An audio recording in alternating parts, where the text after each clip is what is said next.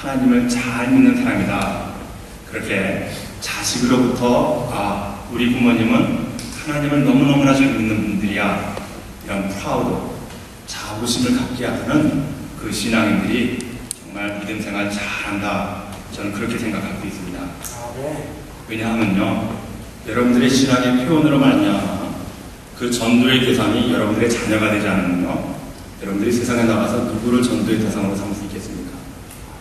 여러분들의 자녀가 여러분들의 신앙을 잘 본받아서 나도 이 다음에 크면은 우리 엄마 아빠 같은 그런 훌륭한 신앙이 되어야지, 이런 본을 줄 수 있는, 자연스럽게 강조하지 않아도 그들이 스스로 엄마 아빠를 따라서 교회에 갈 수 있는 그런 자녀라고 한다면요, 부모는 신앙에 성공한 것입니다.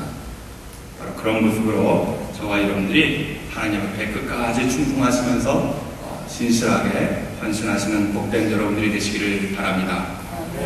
어느 목사님 설교 중에서 이런 이야기를 들었습니다. 그 교회에 아주 훌륭한 장로님이 계셨는데, 장로님이 훌륭했을 뿐만 아니라 장로님의 4 아들이 있었는데, 이 4 아들들이 대한민국에 전부 다 요직지에 있는 그런 분들이 되셨습니다. 그래서 목사님께서 하루는 신방 가셔서, 장로님 어떻게 했길래 4 아들 중에서 3 아들도 아니고, 그래서 9 아들도 아니고 4사람 전부 다 어떻게 이렇게 훌륭한 사람들이 될 수 있었습니까? 그렇게 얘기했을 때 이 장로님께서 이런 대답을 하셨다고 합니다. 목사님, 저는 신앙생활인데요, 하나님이 눈에 보이시지 않지 않습니까? 그래서 내가 보이는 하나님을 나는 우리 자녀들로 삼았습니다. 즉 자녀들을 바라보면서 하나님을 섬기는 것이 이런 모습이다라는 것을 그냥 보여주었습니다. 그리고 제게 큰 유혹이 있었습니다. 내가 권력이 있을 때 어떤 사람이 나에게 큰 저택을 선물로 준다고 했습니다. 저는 그런데 생각하지도 않고 이런 지하에 거절했습니다. 왜냐하면요, 내 자식들이 보고 있었기 때문이었습니다. 만약에 내가 그것을 적축받아서 이 다음에 내가 죽은 다음에 이것을 내 아들, 자녀들에게 유산으로 남겨놓았을 때 그 아들들이 이런 얘기 하지 않겠습니까? 이 집은 우리 아버지가 뇌물로 받은 거다. 만약에 그렇게 되었다고 한다면 내 죽음도 허황된 것이고, 내 자녀들도 이 땅에 이 부모의를 본받아서 얼마나 허황된 삶을 살아가겠습니까? 저는 그것이 두렵습니다. 그래서 저는 그때 그 뇌물을 받지 않고 하나님 앞에 신실하게 산다는 것이 어떤 것인가를 그 자녀들에게 그냥 보여주었을 뿐입니다. 그랬더니 그 자식들이 장성해서 저렇게 잘 되긴 했지만은 아직도 저는 부족하다고 생각합니다. 그래서 저는 저 자녀들이 더 잘 되기 위해서 끊임없이 지속적으로 지금도 그 아이들을 위해서 기도할 뿐입니다. 그런 얘기를 했다고 합니다.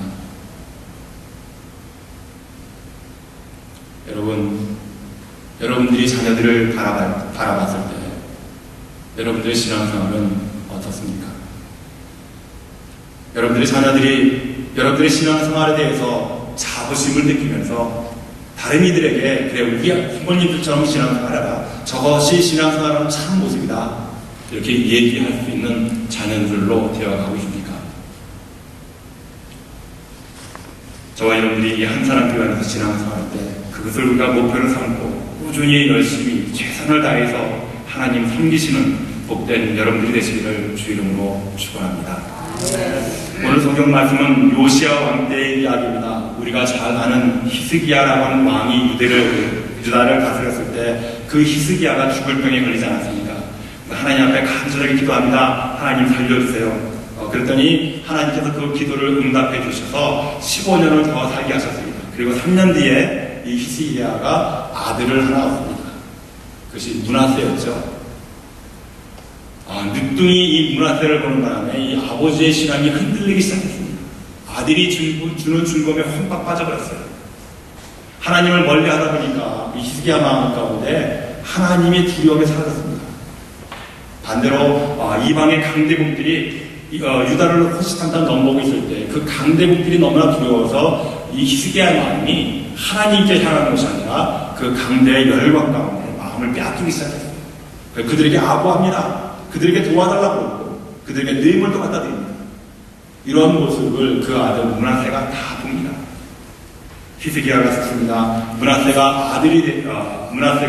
왕이 되어서 55년을 유다를 통치합니다. 그리고 55년 뒤에 아들 아몬이라는 왕이 통치하는데 아버지가 55년 동안 했기 때문에 아들이 짧게 2년밖에 그 왕위를 계승하지 못해요. 아몬이라고 하는 왕도 2년 뒤에 죽게 되었고 그 뒤를 이어서 요시아라고 하는 왕이 왕위를 올랐습니다. 8세의 왕이 되었습니다. 나이 8이 되어서 사리 판단도 구별할지 모르는 왕이었지만 그러나 요시아는 자기 주변에 있는 충신들을 중심으로 해서 그들이 말하는 것에 대해서 귀를 담아줬고 그 충신들의 충고와 격언으로 올바른 정치를 할 수 있었습니다. 그래서 요시아가 나이가 들면 들수록 이것은 뭐가 잘못되었다. 어린 나이에도 그것들을 판단하면서 종교 개혁을 단행합니다. 그리고 이스라엘 백성들의 국민 의식을 바꾸도록 개혁을 하려고 애를 썼습니다. 그런데 백성들이 잘 따라오지 않아요. 지도자만 앞에 나서면 뭐합니까? 백성들이 말을 듣지 않습니다. 그러니까 요시아의 마음이 답답하고 참 힘이 들었을 때 하나님께서 그에게 스바냐 선지자를 보내주셨습니다. 스바냐 선지자를 통해서 이스라엘 백성들에게 외치는 외침이 뭡니까? 이 나라는 곧 망한다. 너희가 하나님을 버렸으므로 너희들은 하나님 앞에 온전히 설 수 없는 백성이 된다. 이방의 열국들을 통해서 이 나라는 쓸어버리고 갈 것이다 라고 하는 엄청난 저주를 선포하게 되었습니다. 그러자 이 메시지를 들은 이 백성들이 극심한 절망 가운데 넋을 잃고 슬피 울며 하루하루를 보냅니다. 그러던 중에 오늘 본문의 말씀을 다시 스바냐를 통해서 하나님께서는 이스라엘 백성들에게 전해줍니다. 오늘 본문의 말씀은 절대 절망의 상황 속에서 하나님의 구원의 약속과 희망의 메시지가 선포되어 가고 있는 것을 우리가 보고 있습니다. 오늘 본문의 14절의 말씀입니다. 시온에 따라 노래할지어다. 이스라엘아 기쁘게 부를지어다. 예루살렘 따라 전심으로 기뻐하며 즐거워할지어다. 여기에 선지자 스바냐가 선포하는 말씀을 듣는 대상인 시온의 딸과 예루살렘의 딸이 언급이 됩니다. 자, 그렇다면 이 시온의 딸과 예루살렘의 딸은 누구를 말하고 있는 것입니까? 오늘 본문의 말씀 바로 전에 12절과 13절을 보시면은 내가 곤고하고 가난한 백성을 너희 중에 남겨두니 그들이 여호와의 이름을 의탁하여 보호를 받을지라. 이스라엘의 남은 자는 악을 행치 아니하며 거짓을 말하지 아니하며 입에 게으란 혀가 없으며 먹으며 누나 놀라게 할 자가 없으리라. 자, 여기에 보면 하나님께서는 이스라엘 백성들 중에서 남은 자를 남겨두셨다는 겁니다. 많은 악이 행하는 풍조 속에서도 오직 하나님 보시기에 의롭게 살려고 애쓰고 노력하는 소수들의 무리들인 이 남은 자들이 이스라엘은 남겨져 있었다는 거죠. 그렇다면 이 남은 자들은 누구입니까? 열왕기하 19장에 보면은 엘리야가 바알 선지자 450명과 싸워서 승리할 때 그 당시에 퍼스트 레이디였던 이세벨이 엘리야를 잡아서 죽이려고 했습니다.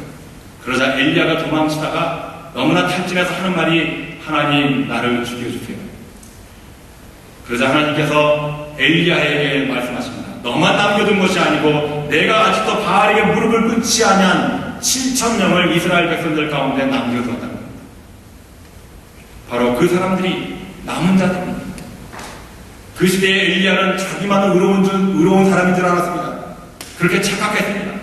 그러나 그 어렵고 힘든 세상 속에서도 죄악의 시대 속에서 신앙을 바로 지키기 위해서 몸부림치는 남은 자들이 있었다는 것입니다.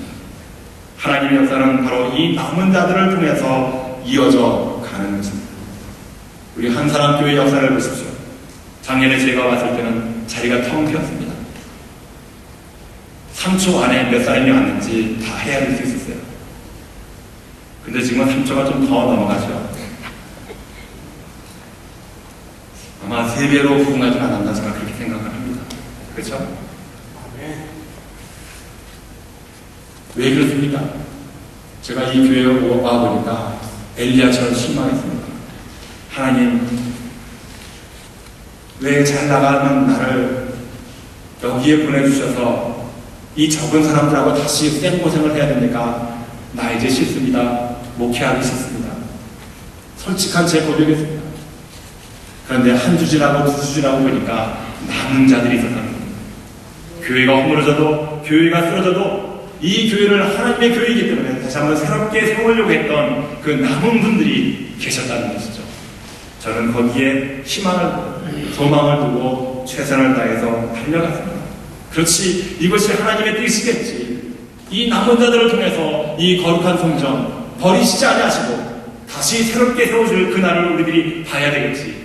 희망과 용기를 갖게 되었던 것입니다. 사랑하는 성도 여러분, 그러므로 세상에 남아 있는 자들이 있다고 하는 것은 하나님의 영광을, 하나님의 희망을 세상 속에서 보여주는 사람들이라는 것을 믿으시는 여러분들이 되시기를 바랍니다. 세상에 많은 사람들이 절망과 시험 속에 있다 할지라도, 그래서 하나님을 버리고 떠난다 할지라도 내가 거기에 휩쓸리지 아니하고 오직 나를 사랑하시고 나를 인도하시고 나에게 한없는 사랑과 은혜를 베풀어 주시는 그 하나님만을 바라보면서 살아가는 남은 자들을 통해서 이 교회는 분명히 부흥되고 이 사회는 분명히 이 한 사람 교회로 말미암아 평화가 될 수 있는 그 날이 돌아오게 될 줄로 믿습니다. 사랑하는 성도는 우리가 그 날을 바라보면서 그 희망을 잃지 아니하시고 오직 우리와 함께 하시는 그 하나님과 승리하시는 복된 여러분들이 되시기를 바랍니다. 오늘도 하나님께서는 남은 자들에게 말씀하고 계십니다. 그러므로 우리는 이 시대에 남은 자들이 되어야 한다는 것이죠.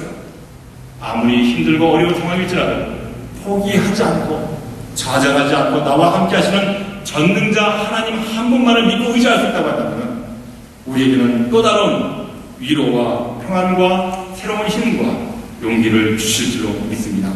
남은 자들에게 주시는 말씀은 두 가지입니다. 첫째는 기뻐하라, 둘째는 즐거워하라입니다.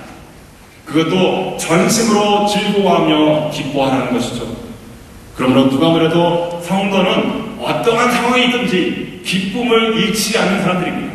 어떠한 상황 속에서도 즐거워할 수 있는 사람들이 성도인 것이죠. 왜 그렇습니까? 그 사람들의 마음 가운데는 하나님의 살아계시기 때문에, 하나님이 나와 함께 하시기 때문에, 하나님의 나에게를 인도하시기 때문에, 그 나를 인도하시는 그 하나님은 전능자이시기 때문에 우리는 그 안에서 위로와 새로운 힘을 얻기에 기뻐하고 즐거워할 수 있는 것이죠. 우리가 이와 같이 기뻐하고 즐거워할 수 있는 이유에 대해서 15절 말씀이 이렇게 그 이유에 대해서 설명합니다. 우리 15절 말씀을 다 같이 한번 읽겠습니다. 시작.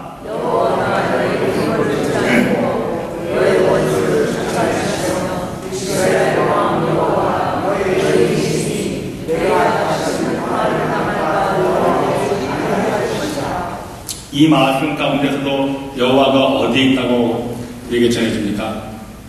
저는 너희인 줄 알았어요. 복수인 줄 알았어요. 너희 가운데. 근데 너희가 아니라 너희에 단수입니다. 그러니까 나와 함께 하시는, 나와 함께 하시는, 그래서 나와 함께 사역하시는 하나님의 역사는 두 가지를 우리에게 보여주고 있습니다. 첫째는 형벌을 제하시는, 그리고 둘째는 원수를 쫓아주시는 거예요. 우리는 다 하나님 앞에서 다 형벌을 받아야 할 사람들이에요. 왜냐하면 우리는 죄인입니다. 그래서 성경은 모든 사람들이 죄를 범하였으니 하나님의 영광이 이르지 못하더라라고 기록하고 있습니다. 이 세상에 의인은 없나니 하나도 없다라고 이렇게 기록되어 있습니다. 그러나 여기 보니까 이스라엘의 왕들과 백성들이 벌써 여러 대에 걸쳐서 하나님을 버리고 이방신들을 숭배했음에도 불구하고 큰 죄를 지었지만은 그 형벌을 제하였고 과거 시제로 써 있습니다. 이미 하나님께서 그 백성을 선택해 주시고 그 백성들을 인도하시겠다고 작정하셨을 때 제일 먼저 하셨던 것은 그들 가운데 있는 죄악을 제하여 주셨다는 겁니다. 그렇습니다. 하나님께서는 우리 죄에 대해서 너희 죄가 주홍 같을지라도 눈과 같이 휘어질 것이요 진홍같이 붉을지라도 양털같이 되리라고 말씀하셨습니다. 이처럼 죄에 대해서 용서해 주시니까 우리가 받을 형벌도 없어진다는 것입니다. 죄가 없는데 형벌이 어디에 있겠습니까? 그래서 더 나아가서 우리 원수도 쫓아내어 주셨습니다. 이스라엘 백성들의 원수는 주변 국가들이었습니다. 주변 국가들이 자꾸만 강성해지니까 그 두려움 때문에 하나님을 버리고 강성해지는 주변 국가들이 믿고 있었던 이방신들을 숭배하게 된 것입니다. 그래서 하나님과 약속했던 하나님의 말씀과 유래와 법도와 균례를 버리고 포기하고 세상의 이방신들을 섬기게 되었던 것이죠. 하나님께서 분명히 이스라엘 백성들에게 말씀했습니다. 너희가 이 계명과 율법들을 지켜 행하면 내가 너희와 함께하리라. 너희가 만약에 나를 버리고 세상의 이방신을 섬길 때는 내가 너를 떠나리라. 너를 버리리라. 그런데 이스라엘 백성들은 주변의 강대 붙음이 너무나 두려워서 하나님을 버렸습니다.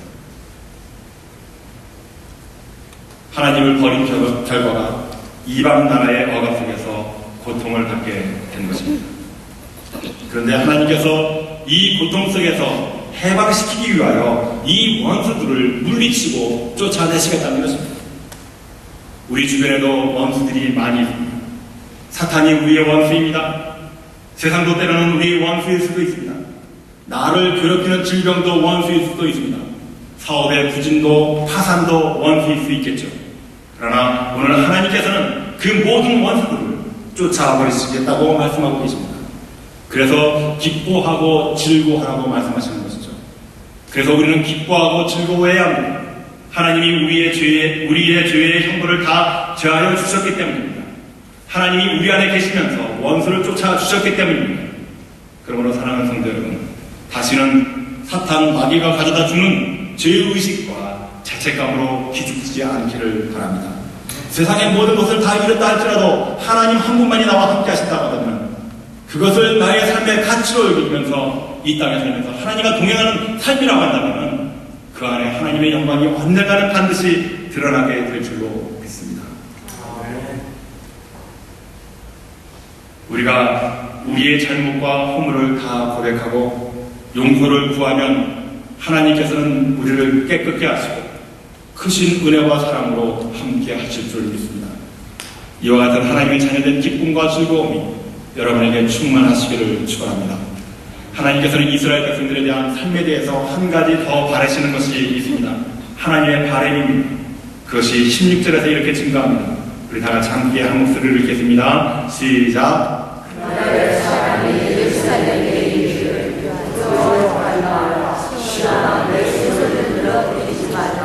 오늘 이 본문의 말씀을 여러분 잘 기억하시기를 바랍니다. 왜냐하면 이것이 우리를 이끌어주시고 우리를 인도하시는 하나님 아버지의 마음을 가장 잘 표현한 표현이기 때문에 그렇습니다. 자식이 부모 말을 듣지 않을 때에는 부모 속이 상합니다. 그런데 그 자식 역시 무엇을 잘못한 것인지를 알고 있기 때문에 부모가 용서를 해주어서도 기가 죽는 법입니다. 불이 꺾입니다. 자기가 잘못한 것을 알기 때문입니다. 부모가 얼마나 속이 상할까 생각되니까 자신감을 상실하게 되죠. 그래서 부모가 아무리 용서했다 할지라도 기가 꺾이고 풀이 죽는 것이 자녀들입니다. 그 마음, 그 심정을 하나님께서는 너무나 잘 알고 계셨습니다. 내 뜻대로 살라고 그렇게 애원했지만 이스라엘 백성들은 하나님의 뜻을 저버렸을 때 하나님도 알고 이스라엘 백성들도 속이 얼마나 아플지 다 함께 알았습니다. 그래서 하나님께 돌아온 백성들이지만 그 모습 손을 축 늘어뜨린 채 그렇게 돌아왔다는 겁니다. 그 백성들에게 하나님께서 말씀하십니다. 너희는 나의 자녀다. 기죽지 마라. 길을 세워주시는 것이죠. 그러므로 사랑하는 성도 여러분, 여러분이 뭐가 좀 되지 않았다고 너무 기죽지 마십시오. 잘 될 날이 곧 올 것이라는 희망과 용기를 가지시는 여러분들이 되시길 바랍니다. 이 세상을 살면서 모진 고통과 괴로움 속에서 살면서 기가 죽어 풀이 꺾여 있는 저와 여러분에게 오늘 17절 말씀 속에서 하나님께서 우리에게 이렇게 말씀해 주십니다. 우리 다음 주에 한 목소리를 읽겠습니다. 너희 하나님 여호와가 너희 가운데 계시니 그는 구원을 베푸실 전능자시다. 그가 너로 인하여 기쁨을 이기지 못하여 하시며 너를 잠잠히 사랑하시며 너로 인하여 즐거이 부르며 기뻐하시리라 하리라. 하나님은 나와 함께 하십니다. 너희 가운데 우리가 자꾸 너희가 들어오게 돼서 나의 하나님 이렇게 표현합니다. 나와 함께 하시는 그런 하나님이십니다. 그런데 나와 함께 하시는 그 하나님은 나를 구원하시는 전능자십니다. 전능자 하나님이 우리에게 주는 이미지가 뭡니까? 하나님의 놀라운 능력이 우리와 함께 했을 때 우리 인생은 복을 받게 되는 것이죠. 하나님의 크신 복, 그런데 하나님께서는 우리에게 복을 왜 주시는가? 그가 너로 인하여 기쁨을 이기지 못하여 하시며 너를 잠잠히 사랑하시며 너로 인하여 즐거이 부르며 기뻐하시기로. 하나님께서 우리에게 복을 주시면서 복을 받는 그 인생을 바라보시면서 하나님이 기뻐하신다는 거예요. 왜 그렇습니까? 부모인 여러분들이 자녀를 어떻게 키우십니까? 내가 갖고 있는 것 모든 것을 다 주어도 아까우지 않는 것이 부모의 마음이 아닙니까? 내가 준 모든 것으로 그 자녀가 잘 되고 번성해 나갈 때 여러분들의 마음이 어떻겠습니까? 그죠? 그런 표현인 것이죠. 하나님께서는 내가 잘났든지 몰랐든지 하나님의 백성으로 택함을 받은 그 백성을 인도하실 때에 젖는 자가 되셔서 모든 상황 가운데서도 복을 주신다는 거예요. 하나님께서 기뻐하시기 때문에.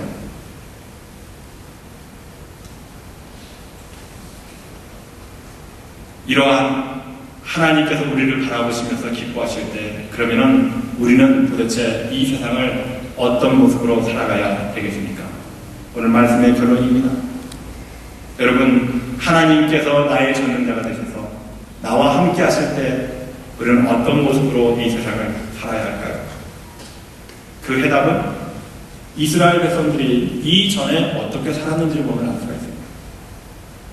하나님께서는 이스라엘 백성들에게 원했던 것이 무엇입니까? 내 말씀을 지켜 행하라.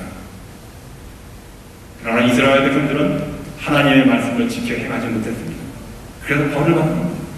그래서 하나님도 아프고 이스라엘 백성들도 아프게 된 것입니다. 그런데 하나님께서는 다시 전능자가 되셔서 이 백성들을 이끌어 주실 때 이 백성들이 간절하게 원하는 소망과 바람은요, 내 말과 내 규례와 내 율례와 법도를 지켜 행하라. 이 한 가지 뿐이었습니다.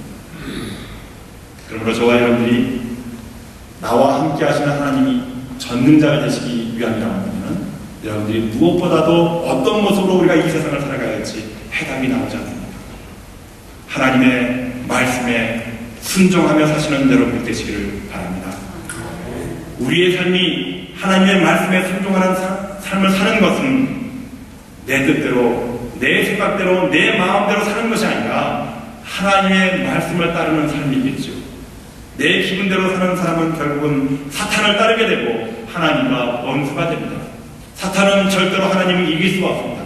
반대로 하나님의 말씀을 따르는 사람들은 사탄이 원수가 되고 하나님과 함께하는 사람입니다. 하나님은 사탄을 언제나 이길 수 있는 능력이 하나님 안에 있습니다. 그러므로 저와 여러분들이 하나님의 말씀을 따라 살 때 하나님은 우리의 보호자가 되시고 하나님은 우리의 전능자가 되어주신다는 말입니다. 그때 우리는 이 세상을 이길 수 있는 힘이 거기서 나오게 되는 것이죠. 그래서 우리는 사탄을 이기게 되고 결국은 영원한 생명의 길로 나아갈 수 있는 사람들이 되는 것이죠. 여러분들이 만약에 밥을 지을 때 내 마음과 내 뜻대로 하기 위해서 물을 어느 날은 많이 부었다가 또 어느 날은 물을 붓지 않고 내 마음대로 밥을 지었다고 생각해 보십시오. 밥이 됩니까? 여러분들이 요리를 하는데 내 마음대로 소금을 그냥 흠뻑 뿌려놓고 어떤 때는 소금을 하나도 안 치고 그러면은 요리가 됩니까? 세상의 이치도 정해진 것에 따라서 행해야 맛이 나고 즐거움이 있는 겁니다.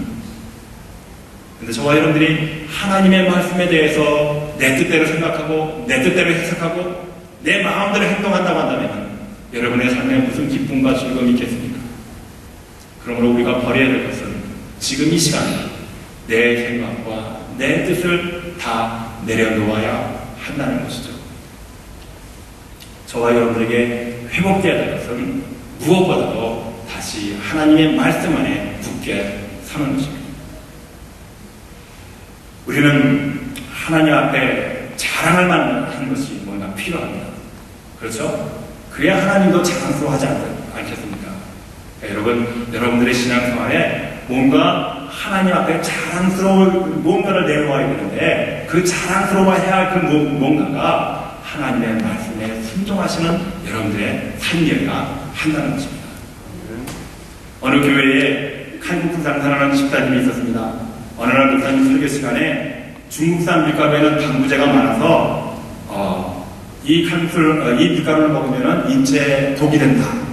뭐 설교 예화 중에 그런 얘기를 했나 봐요. 그랬더니 교인들이 예배 끝나고 이 칼국수 장사 눈치만 보는 겁니다. 집사님 눈치만 보는 거예요. 목사님 오늘 마음 하나셨지? 괜찮아. 그냥 쓰던 그 중국산 수입 밀가루 쓰면 어때? 국산 밀가루 비싼데 귀담아 됐지만 이렇게 위로해 줬어요. 그런데 이 칼국수 장사 하시는 집사님은요, 그것을 하나님의 말씀으로 썼습니다. 그래, 내가 좀 힘들더라도 목사님 말씀을 순종해서 이제 국산 밀가루 쓰자. 좀 비싸더라도 장사 이윤이 좀 덜 나더라도 그냥 그렇게 하자. 그랬더니 어떻게 하라든지 이 소문을 듣고 그 이후로 이 칼국수집 앞에 문정성시를 이뤘다는 겁니다. 문정성시를 이루다 보니까 뭐 TV 방송국에서 요즘 뭐 맛자랑 뭐 맛집 뭐 이런 거 찾지 않습니까? 근데 거기에 한번 나왔다는 겁니다. 그리고 방송이 되니까 신문에서도 너도나도 이것을 기사로 하니까 자연 광고가 되어버린 겁니다. 스쳐 지나갈 수 있는 말이지만 이것을 하나님의 말씀으로 내가 귀담아 들었을 때, 그리고 시행했을 때 하나님의 놀라운 은총이 그 칼국수 장사하는 집사님 가정에 임하게 된 것이죠. 이것이 우리가 하나님의 말씀을 귀담아 듣고 이 세상에 나가서 실천하는 삶의 능력일 줄 압니다. 이것을 우리들이 하나님 앞에 자랑해야죠. 하나님, 나는 이렇게 사는 사람입니다. 그러므로 사랑하는 성도 여러분, 신앙은 자기 감정에 충실하는 것이 아니라 하나님의 말씀에 순종하는 삶입니다. 사랑하는 성도 여러분, 복받은 사람은 복을 받을 수 있도록 하나님을 믿는 사람들입니다. 하나님을 기쁘시게 하는 것입니다. 오늘 성경 말씀 속에서도 하나님은 나를 바라보시면서 기뻐하시고 즐거워하시는데 잠잠히 사랑한대요. 너무나 기쁘고 즐거워서 이 사랑의 표현을 어떻게 할지 몰라서 그러고 있지 않습니까? 막 소리 질러서 내고 싶은데 너무나 기쁘기 때문에. 근데 하나님은 그것을 꾹꾹 누르고 참고 계시는 거예요. 그만큼 마음의 기쁨이 솟아오르게 되는 그런 표현을 성경 속에서 우리에게 보여주고 있는 것입니다. 사랑하는 성도 여러분, 구원의 하나님을 믿으시기를 바랍니다. 그 구원의 하나님은 여러분들에게 풍성한 복으로 인도하시는 전능자 하나님이심을 믿으시면서 오늘 우리들이 이 땅에 살아갈 때 죽어도 목숨을 걸고 하나님의 말씀을 지켜 행하는 복된 여러분들 되시기를 주 이름으로 축원합니다.